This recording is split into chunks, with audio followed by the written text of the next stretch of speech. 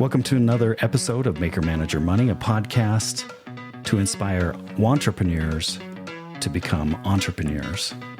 Today's guest is Spencer Howard. Spencer is a credit card loyalty program and travel rewards expert and the founder of Straight to the Points, STTP. He's passionate about helping people, especially business owners, demystify credit card points so they can experience the luxury of traveling in business or first class without breaking the bank. Spencer started Straight to the Points in 2017 to share his passion for travel and deal hunting.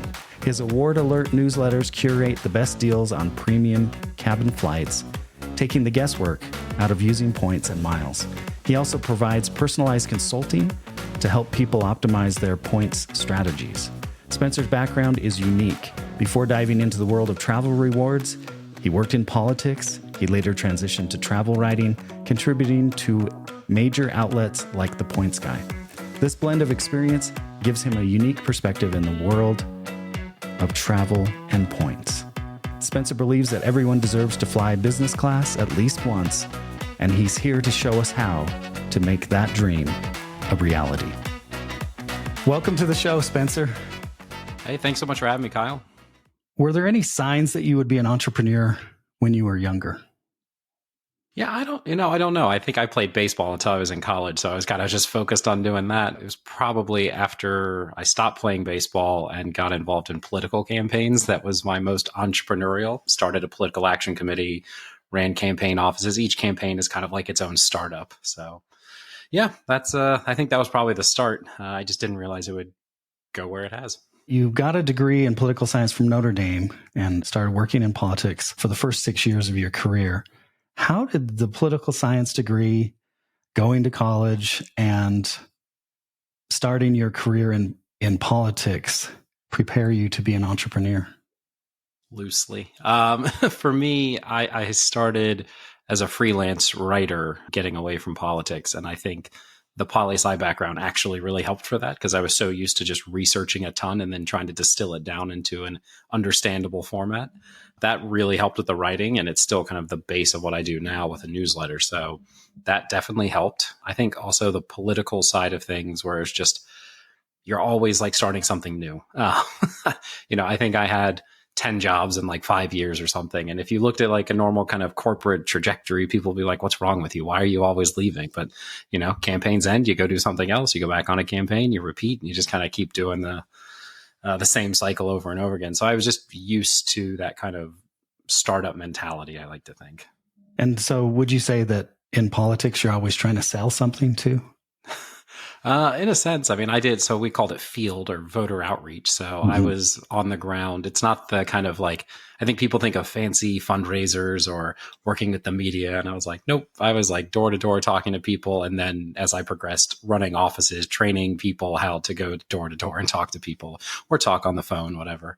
So it was much more of a kind of ground game kind of thing. And so do you consider yourself an extrovert, or was that something you overcame as an introvert?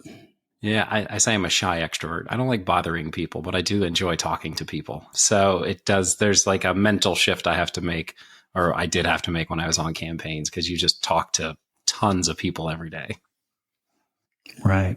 And I think all that writing you did in political science, and then you went from politics to becoming a travel writer. What inspired you to go into travel and to become a writer? Yeah, I guess the initial part was I worked at a political job at the U.S. Travel Association, and it's kind of independent, but it was probably the first political job I had that said you should take your time off, take your vacation days, your PTO, go see things. And that was my first time doing that. And so I just threw myself into research because that's what I'm good at and tried to figure out the best ways to go different places on cheap fare deals, and stumbled into an article on that mentioned you could use points to travel. And I was like, what is this? I don't care about credit cards. What are these points that you get with credit cards? And so it's funny to think back now because it's so much of my life. But at the time, I had no idea what I was getting into. But that was really kind of what set me off on this path of just trying to learn everything I could so that I could travel.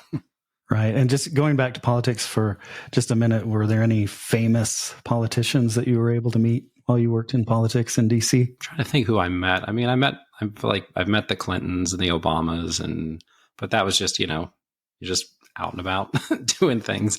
I would say pre-presidency for the Obamas. That was back when he was a senator. Yeah, just, you just meet people at events. It's an interesting world. It's like its own breed of celebrity in DC. I probably couldn't tell you who. I probably wouldn't recognize like celebrities in LA, but I could recognize lots of people in DC.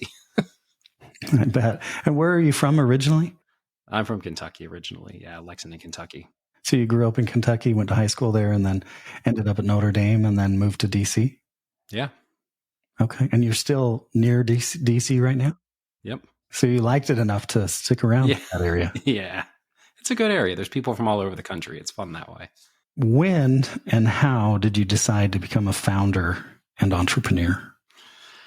Yeah, I freelanced for, I guess, 5-6 years, somewhere in there. Yeah, I think it was about 5 years. And then, but it was in the middle of that where I started my newsletter just as a hobby. I didn't have any intention of making money off of it. It was just something I enjoyed doing. And I did that for 2.5 years, I think.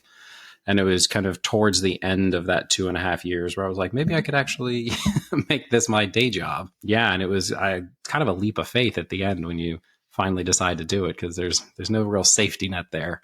But yeah, it was after 2.5 years, I thought, I have a big enough audience. I've talked to enough of them. I feel like they like what I'm doing and want me to do more of it and will be willing to support that effort. So that was when I really decided to go for it. Okay. And did you already have paid subscribers or no at that time? It was just a free newsletter. Yeah, it was just a free newsletter. And I just had lots of conversations, honestly, with different readers and just wanted to get a sense from them before I did kind of take that leap. Would you like to see more of this? And would you be interested in paying? I think I gave like 3 different price points. I was just trying to get a sense of where they were. Yeah. And then one day just told the world I was doing it and spun it up in 2 weeks.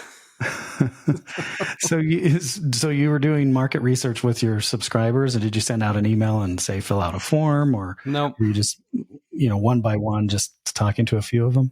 Yeah, probably 20, 30. I've always been really engaged with my audience, both on Instagram and via email. So for a long time, I could tell you like of the of the people who'd signed up for the paid version, I knew most of them. And I could, or if I didn't know them, I recognized their names because we'd emailed or I'd seen them. Something I was just deep into my audience, and I like it that way. I like kind of knowing who I'm working with. So, yeah. And so, how many subscribers did you have at the time when you decided to take the jump? I think it was about 10,000. I think, yeah, something in that ballpark. Yeah, and that was just. Or it's all been organic growth, honestly. Maybe one day I'll run some ads, but it was just word of mouth and other sites liking what I was doing and sharing it. So I'm very fortunate for that. That's really cool. So 10,000 subscribers, and then this newsletter was the foundation for what Straight to the Points became? Yeah, it's Straight to the Points really is the newsletter. My website is mostly there just to help you understand what the newsletter is and then have you sign up for the newsletter. It's not the normal path in the points world where it's mostly content and affiliate links, but it's a way for me to kind of go more in depth with my audience than I would have to do if I wanted to reach tons of people to kind of maximize affiliate stuff. Okay. And how often are you sending things out each week? It's 3 to 5 times usually. Yeah. I always tell people I'm not going to send you something just so that I can say that I sent you something. I like it to be more substance than style. Yeah. The value. You want to send something valuable. So Tell me about the name Straight to the Points. How did you come up with it? Yeah.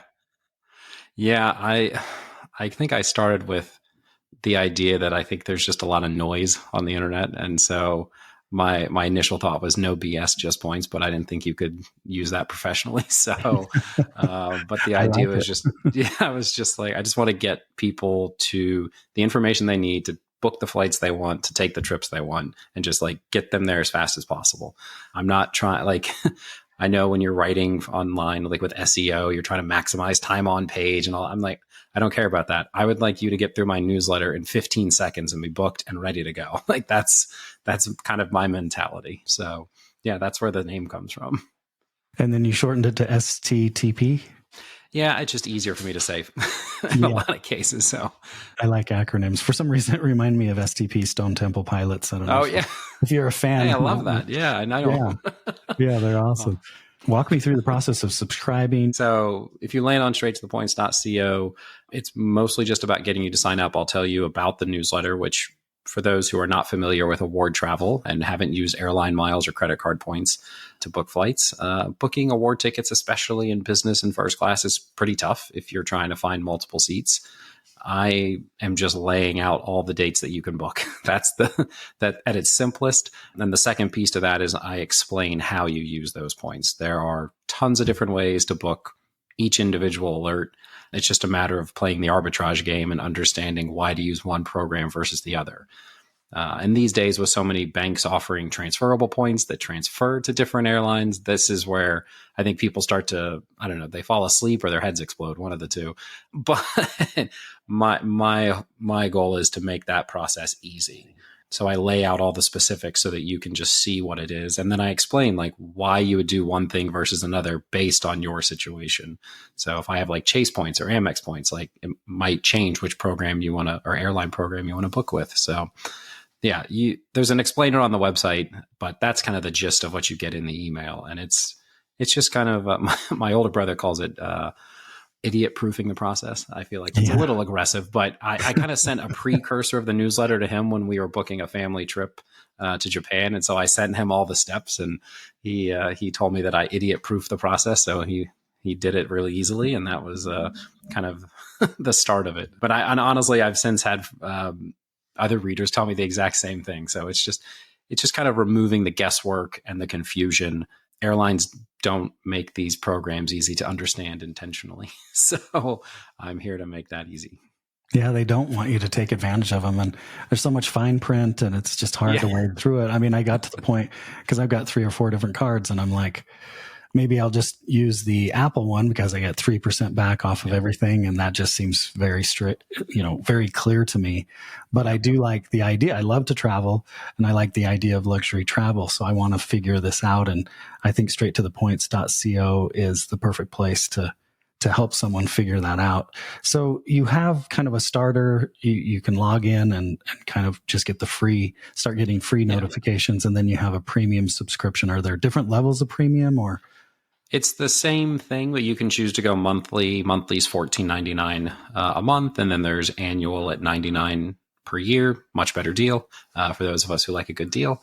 My goal has been to make it an affordable option. I'm trying to make sure that I can make a living, but also make it accessible. And that's, to me, has been like a nice happy balance right there. But I'm trying to make it something that people don't have to think too much about. Yeah, I love it. That price point is perfect, $99 a year.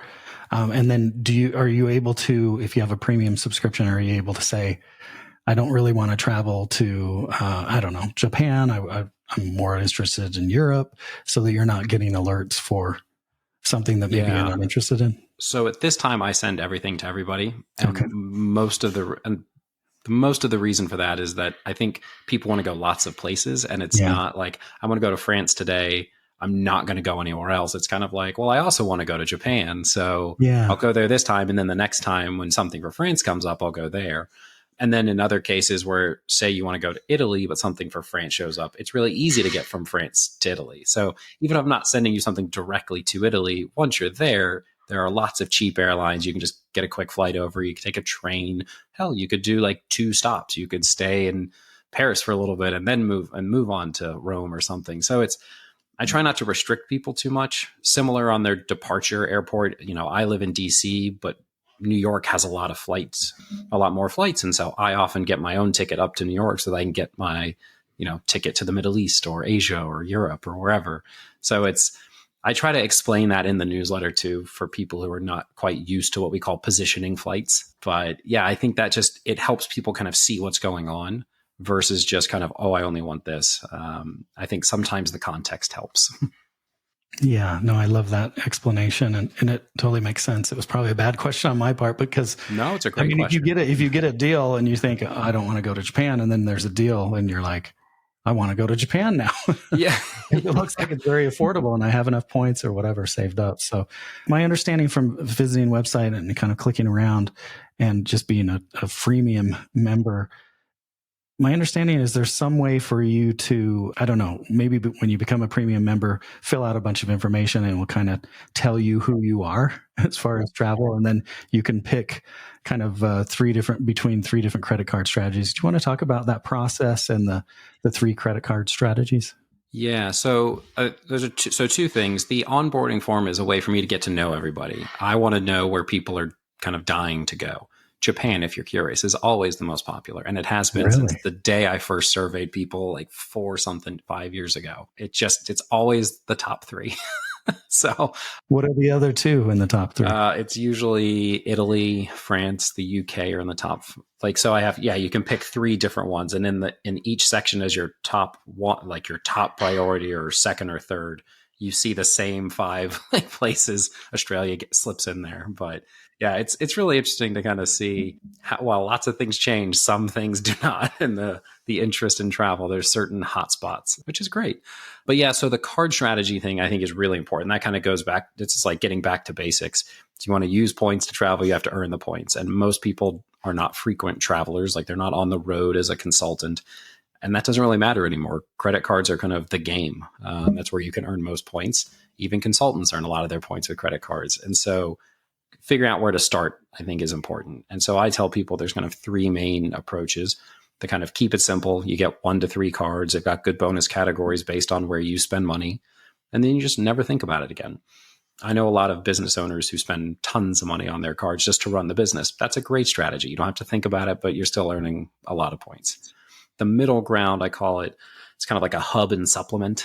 You kind of build a hub, maybe 4 or 5 cards.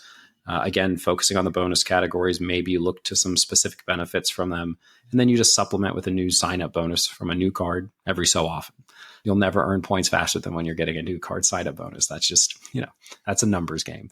And then finally, there's the maximalist approach for people who want to go deep down the rabbit hole and get every sign-up bonus possible.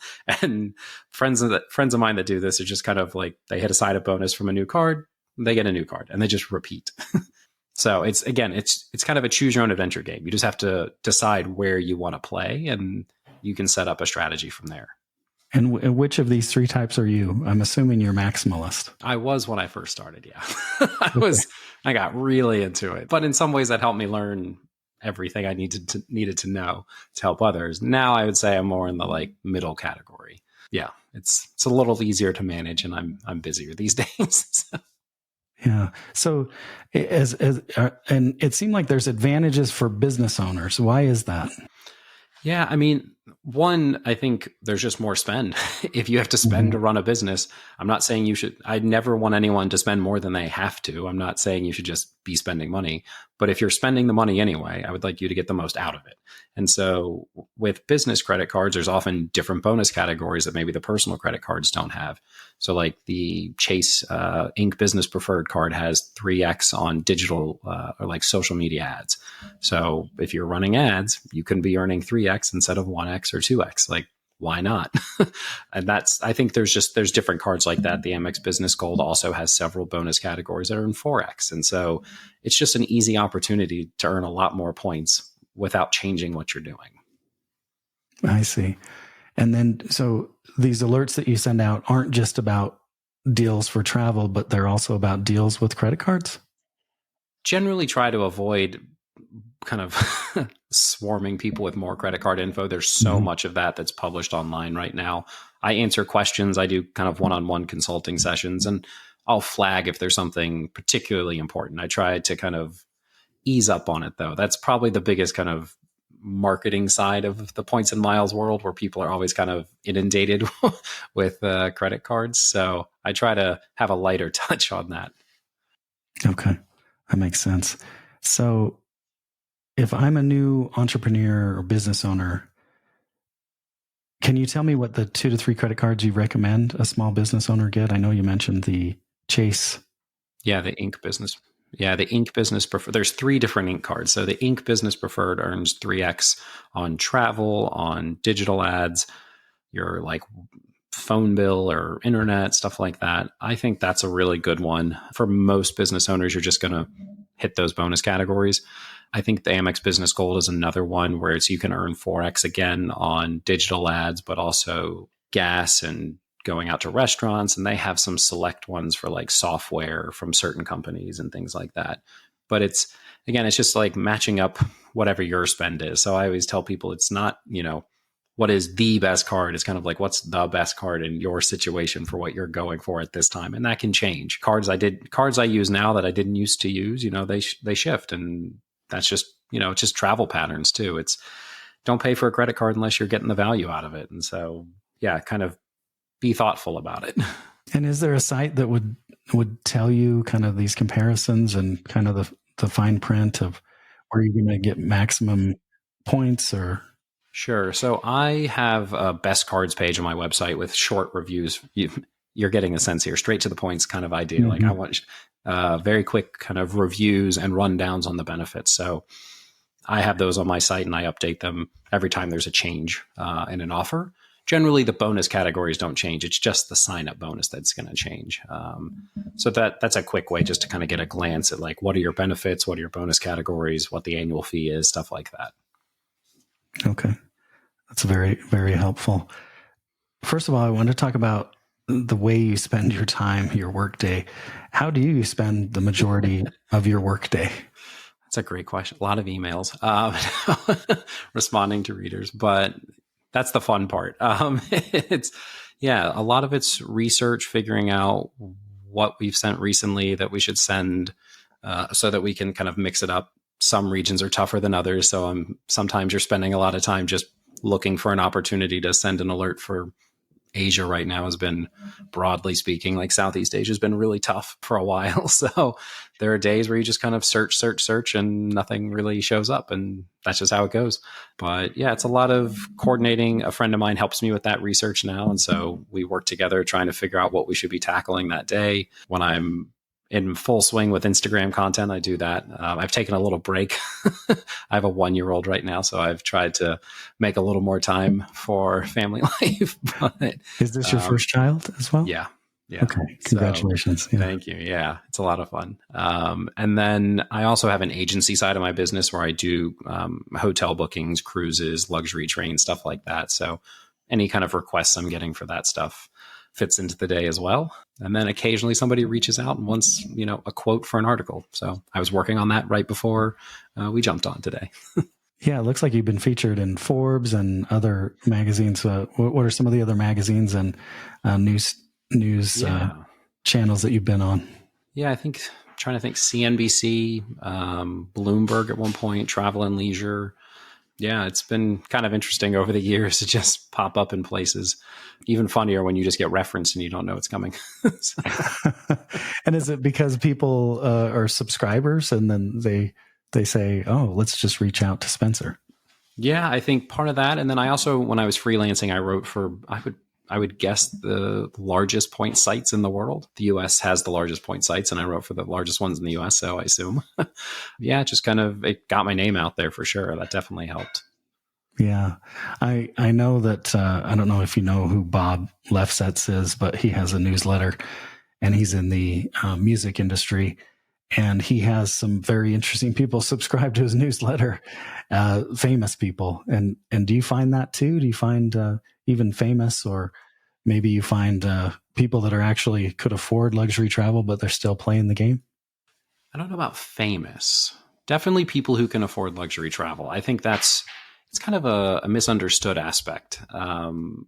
To earn the points and to get the credit cards to earn the points, you have to have the spend, and you also have to have, you have to have the credit score and the income to get the credit cards in the first place. It doesn't mean that you can't play it with a kind of lower income, but it's a lot easier when you're making more money. So I have a lot of readers who are also my clients on the luxury travel agency side of things. They book their business or first class flights with the points, and they take their family to Europe. And then when they get there, they book whatever hotel they want with cash. And they want to, there's just more options when you're not using points for hotels. So they kind of get the experience they want, and I help them do that on the other side. So it's a fun combo. I actually really like seeing that kind of come together. That's really cool. And so can you access the agency side of your business from straighttothepoints.co? Yeah, there's a hotel booking tab in the menu at the top of the page. And then there's a self-booking portal where you can kind of check out what's available with extra like VIP perks. And then there's an option just to send me a note through the form there and just let me know what you're looking to do. So yeah, it's fun. Okay. And what are some of your favorite tools to use as a business owner? Well, I have to say MailChimp because I've been using MailChimp for so long. I feel Shout like out to MailChimp. I just kind of understand how to exist within that platform now. Sometimes friends are like, "Oh, have you ever thought about switching?" I was like, "Absolutely not. Are you kidding me?" Like we have kind of it's like a professional marriage at this point. I know the ins and outs and I don't want to have to mess with that. That's the biggest one. I also use a tool called Simple Texting. So when premium members get an alert, I also send them a text just because I know a lot of people turn off notifications for their emails because they're sick of seeing work emails pop up. So my way of kind of breaking through that noise was to say, hey, if you want, it's optional. But if you enter your cell phone number, I will text you when it's ready. So when a new alert is out. Yeah. So like today I sent, it's like JetBlue award space to Europe. And so as soon as I send out the email, I go over and send out a text as well. So that just like lets people know, hey, check your email. Yeah, that's another big one. I'm trying to think if there's anything else that really stands out.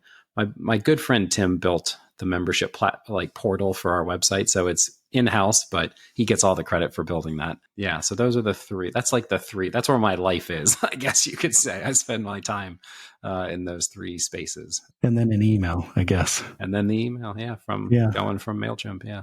Right. Yeah, it's funny because one day, is it your son or your daughter? That's my daughter. Yeah. Your daughter will ask you what you do for work, and you'll say, "I send emails." Yeah, and she'll think, "Well, I could do that."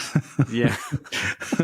Yep. It sounds like an easy job, sending and receiving and reading emails. Yeah. Yeah. It's funny. And I guess you could say the other tools I use are like my phone, because when most people show up at the airport and they just like try to get checked in, get ready for the flight, and then they get on the flight and they don't think. And I get to the airport and it's like, all right, now I need to document everything I do with photos and video. And I get on the plane and I frantically try to get photos and video before other people get into the cabin so that they don't, so that I can keep them out of the phone. So it's, it's like, I don't really take vacation. I just travel. It's a little bit different for me, but I love every second of it. And do you just post straight from your phone, or do you do any editing or anything on your computer? Yeah, I mean, photos, I just all from my phone. Videos, I've started to use CapCut. Yeah. I keep hearing that's been just a great tool for people, and a friend of mine flagged it, so I started trying that with videos. I'm not a very good video maker at this point, but I'm trying. It's the mode of consumption that people want these days. So I'm learning. Have you tried CapCut on your phone? That's where I use it. Yeah. I've only done short form video. And I just keep it on my phone. I don't have like the paid version of it at this point, but I'm not trying to do anything particularly fancy with it. Yeah. I mostly am just trying to like show the flight and show what it's about and show a hotel and what it's about. So far keeping it simple. Maybe one day I'll graduate to do more interesting things. Yeah, I just think CapCut's fantastic, and it's amazing that you can make a video on your phone while you're traveling, while you're on the go. I mean, I'll go on a walk and I'll make a video just on my phone while I'm walking. CapCut is fantastic. It's really cool. So what book, movie, or TV character is most like you? Oh, God. I actually have no idea. I'm going to have to sit here with like dead space for about 3 minutes to figure this out. Who is like me? I once got called Sheldon with social skills from Big Bang Theory, and I don't really know what that means, but no. I don't know Big Bang Theory, so I don't know if that's a compliment or he's just like super nerdy, and he like knows a lot of stuff, but he's not always the most socially aware. I see. But my friends tell me I just know a lot of like stuff that no one should ever know. And it just kind of stays in my head. So I think that may be why. But yeah, we'll go with that. Yeah, I like it. Probably all the research you do and all the data you've been looking at and things like that. You'll probably geek out on all that kind of stuff. Yeah, I really do. Anything and everything travel. Yeah. What's one thing you'd like to change about yourself, Spencer? I'll be more patient. I'm kind of always in a rush. And I think that stems from working in the political world where everything is 24/7 and a million miles an hour and it needs to be done yesterday, even if it doesn't really. So I'm still trying to learn that for myself now that I kind of decide when things happen in the business. Mm-hmm. So just pulling back, maybe not being in such a rush, or? Yeah. I think I have a tendency to feel like everything needs to be done now. And so I'm just always pushing. But also, when you're trying to grow a business, you have to be really patient. And I'm not. So there's, I'm like, oh, we could do this better. We need to do this better. We need to do this better. I'd like to also do this. And it's, there's that, I'm not really good at acknowledging like, hey, we did this really well. I'm as soon as that happens, I'm like, great, next. So that makes sense. And it seems like a lot of entrepreneurs that I've interviewed are like that because it's so, there's such an urgency to it, right? If there's 5 things broken on your website, you want them fixed today, right? There's updates to be made. You want them done today. And so you're constantly running through this to-do list probably in your mind. And I can understand why. Yeah. Or it's written down next to me and I'm staring at it. But it's one of those things where I feel like if you like heard the internal monologue, you'd be like, man, is this business going okay? And I'm like, it is actually. It's just that I just immediately dismiss everything that's going well and don't think about it. And I should probably like take a beat and like, celebrate some smaller wins. And it's my wife and I now at the end of the day, we try to share like our small win of the day to like help me. It's been helpful for me to like realize that good things are happening too. Yeah, that sounds like a good gratitude practice. So what's the book that you recommend the most to people? I'll be honest. I haven't read a lot lately. I mean, if I want to be completely honest. Any podcasts or other kinds of? And so, what's funny is I've been asked about podcasts before and like, I still listen to political podcasts. Like, even though I've moved out of it, I listen to political podcast. I guess there's a Premier League, if anybody watches English football, called Men in Blazers. And then the P1 podcast, which is a Formula One podcast. And otherwise it's trying to think what's the other, The Rest is Politics. That's another, it's like a political show. I know. I wish I had some like insightful like business stuff, but I think when I listen to podcasts, I'm just trying to like step away and apparently I step away to politics. Politics and sports just for entertainment, I guess. No, well, we used to call politics sports for adults. So I like that. I like that a lot. And did you play soccer growing up then? Only until high school. Just really enjoy it. I still watch baseball too, but that's I haven't really listened to baseball podcasts. I don't know why. But yeah, it's that's how I relax, I guess. Formula One races that when they're in Europe are at like 7 a.m. in the US. And so I've been doing that since, I don't know, I've been watching F1 since I was, I guess in 1992 or 1993. It's now really big. Everybody knows the Netflix show Drive to Survive, which is fun for me because for years people didn't know what I was talking about, and now they do. So, now they can have conversations with you. Yeah, exactly. Yeah. So who is your Premier League team? Well, they're not in the Premier League at the moment. It's Leeds United. They're in the championship. We're currently second, so hopefully getting promoted. Got a long way to go, but hopefully we'll get promoted. Okay, awesome. Yeah. Do you follow? I follow soccer in a general sense. I played till I was 40 years old, but yeah, it's more of a general thing, and I really get into it when the World Cup comes around every 4 years. The World Cup is a fascinating. I just think the energy around it is amazing. It's just amazing that there's an event that the whole world tunes into. Yeah. I think that's exciting and, exciting for different countries, and hasn't been so exciting for the United States. No, but hopefully someday. Someday. Yeah, for sure. What are you passionate about and what brings you joy? I mean, at this point, travel, which is both kind of, it's like a double-edged sword. Like, I'm obsessed with travel. It is absolutely my hobby and passion, but now I work in it. And so it's like, where does one end and the other begin? Like I was saying, since I started writing about points and miles and travel in 2016, I haven't just taken a vacation. Every single trip has involved work. And I've traveled so much more than anyone has a reasonable expectation to do. I think it's 3 months of the year for the last 7 years, like each year. I mean, like that's insane, but it's been a lot of work.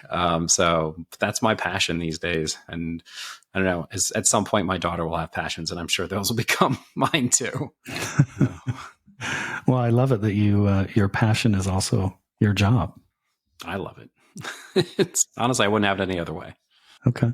So where is the most amazing place you've ever traveled to?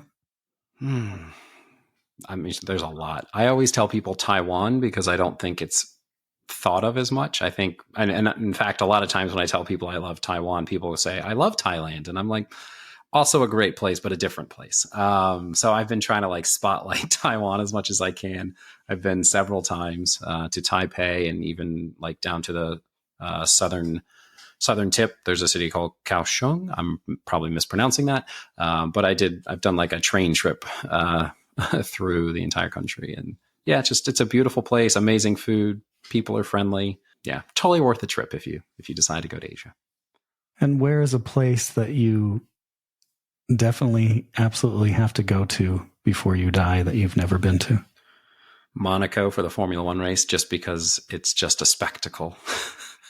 Like, I'm probably not going to be one of the yacht owners, but I think it will be fun to just like see all the yachts and people doing whatever it is they do there. I think it's just a fascinating event. That sounds amazing.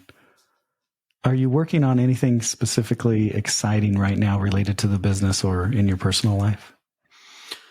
Yeah, in the business where I'm trying to grow the agency side of things. I didn't really talk about it for years. It was just kind of an add-on for any of my newsletter readers if they wanted some, extra perks while they're traveling and they wanted to get a nicer hotel experience. And I've just in the last year kind of started to kind of promote that, I guess. Like people didn't even know I did it who'd been in my audience for years. So now that they do know, it's fun to kind of, it's fun. Honestly, it's a way to make hotel stays special. It doesn't have to just be a place where you put your head down at night. So I love hearing from my clients who are also generally my subscribers, and how much fun they've had at a hotel because we've been able to personalize something, whether it's a birthday cake or, the welcome amenity being exactly the kind of thing they would like because I've asked them about it. So it's fun. I'm loving seeing that grow. Sounds really exciting. So what's your biggest goal right now? Just help more people get on planes and travel in business class and then go have cool hotel experiences. I mean, that's been my goal from day one, is just like get people on the plane in a comfortable seat, let people kind of enjoy the journey instead of just the destination. And yeah, that's just want to keep doing more and more of that.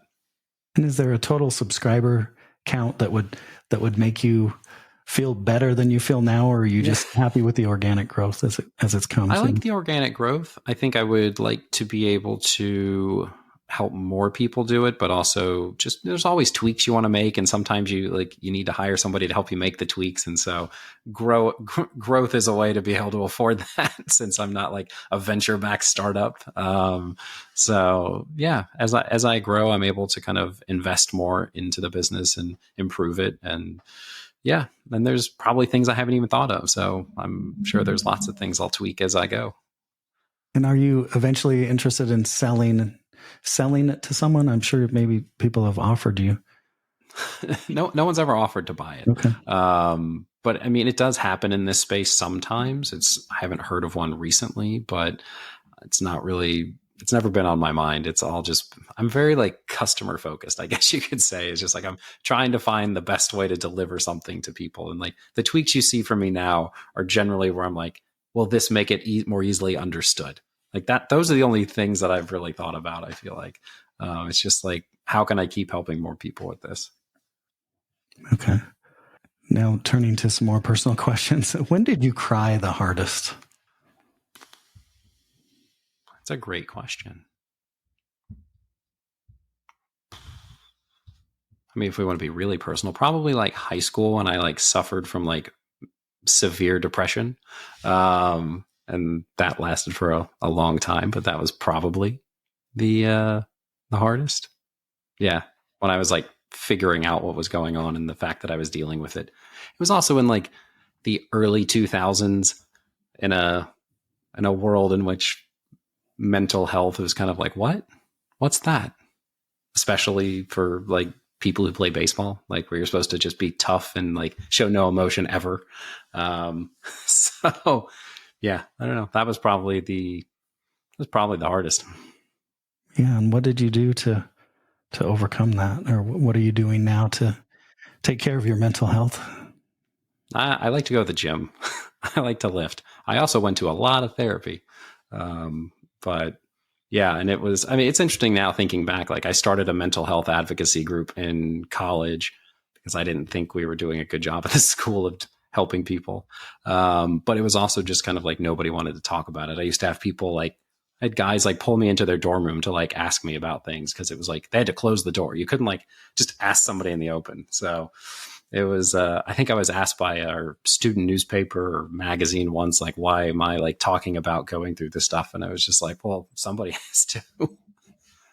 So, yeah. Yeah. Thanks for sharing that with me. It's really awesome that you were someone that people could talk to about it and that you were open about it and just, vulnerable about it. So thanks for sharing that. Who had the most significant impact on your life? I mean, probably my parents. I mean, if we're honest, like, along the same lines, my parents were very supportive, even if they didn't really know what to do. And that's not an easy thing to watch your child suffering. So there are a lot of parents who probably would not have handled that very well. So gotta give them credit for that. And that's the kind of support you need to figure it all out and progress and, keep going with life. Yeah. Thankful for good parents. That's really cool. What's something that most people don't know about you? Well, but okay. I was like, I don't know. I don't talk. I think friends from back in high school knew, but that's about it. What do people not know about me? I don't know. I'm pretty open with people, honestly. Like, I don't know. My musical taste is kind of odd, I guess, to some people. They don't expect it. Give me the deeds. Yeah, they just don't expect me to listen to like metal. I don't think. It's like I just look kind of plain, no tattoos. My friends who listen to metal all have tattoos, and then I'm just over here just like very plain. So yeah, it's not what people think all the time. But name some bands. That's a great question. I'm trying to think of who I've been listening to lately. Five Finger Death Punch was one I've listened to recently, an old album I was listening to. It's just like, it's great for lifting. If you want to go lift heavy weight, it's just really good energy. Now, on the flip side, and it makes no sense, I also kind of like the indie singer-songwriter things. And so, like one of my friends, I don't know if he's on sabbatical, we'll call it. But he's a musician. And so I like listening to his stuff. But it makes no sense. And people are always confused whenever I end up talking about music, I guess. That's awesome. So I have a band I discovered just yesterday, actually. They're called Wisp, WISP. They're a female, I think it's a female, at least a lead female singer, kind of metal band. They're heavy. I would say hard rock, but check them out when you get a chance. Are you a musician yourself? No, I've never. I'm good at some things, and that wasn't it. I also never really had the interest to play music. I think I found music later than some people. I also I've kind of love grunge rock and stuff like that, and I always said I like lyrics that have meaning. You can get a sense of when I started to like listen to music in high school. But I thought music was like a great way to express what you're dealing with when you don't have the words to do so. So that was kind of how I got into music. So listening, but not actually playing musical instruments. Yeah, I'm an appreciator of music. So just to end here, Spencer, I've just got a lightning round of questions and a couple ending questions, but let's go for this lightning round. Your favorite candy bar? Ooh, 100 grand. Favorite musical artist? Pearl Jam. Favorite cereal? I'm trying to think. I haven't had cereal in ages. Probably Peanut Butter Crunch back when I was a kid. Mac or PC? Mac for years before it was something that people actually used. It used to get made fun of. It was Google or Microsoft? Google. Dogs or cats? Dogs. Phantom or Les Mis? That's a great question. But honestly, I have no idea. I have no idea. I've never really, I feel like I saw the movies years ago. Let's just go with Phantom because I don't know. Okay. It makes sense. You could say neither if you wanted to. Well, I feel like you got to choose a side. This is like pick a side. Let's go. No one in my family is into musicals except me. So last two questions for you, Spencer. What's the worst thing about being an entrepreneur? And then what's the best thing? I'll lead with the best. I like to be positive, but you get to do what you care about. At least that's the kind of entrepreneur I am. I wanted to do something I really was interested in. The worst part, I think it's also the best part, is like, it's up to you. It's like, there's no one else to make the decision. You get to make the decision. If it goes right, great. If it doesn't, it's on you. So I know not everybody loves that, but I think on the whole, it's a positive, but I understand that there's a lot of pressure. It's just up to you to do it. I love that answer. I think that's a really cool answer. And it is, there's no one to blame except the person who started the business, right? And you don't have a budget, you don't have a title, you don't have all these other trappings that people that work in corporate have. And you have to make it happen if it's going to happen. So I love the answer. Well, Spencer, it's been such a joy talking to you. Thanks for being vulnerable. And thank you for giving such insight into loyalty travel and credit cards. And I'm your next subscriber, so I'll be subscribing this weekend. And I look forward to going on this journey with you. And hopefully I'll be doing some luxury travel in the next year or two. Love it. Thanks so much for having me, Kyle. It's been great.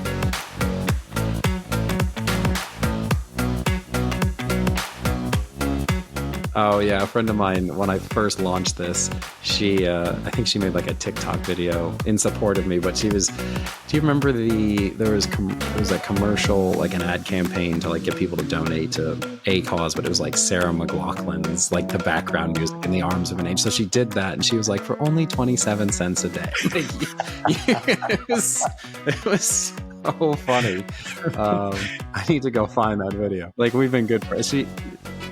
She's like, I don't have a following. This is just for like our group of friends who like are in this world, and they were all going to join because they've been on my newsletter for ages. Like, truly, I make friends with my readers. Like, I've been friends with these people for ages. But yeah, it was just so funny. For only 27 cents a day, you can help feed Spencer. Like, it was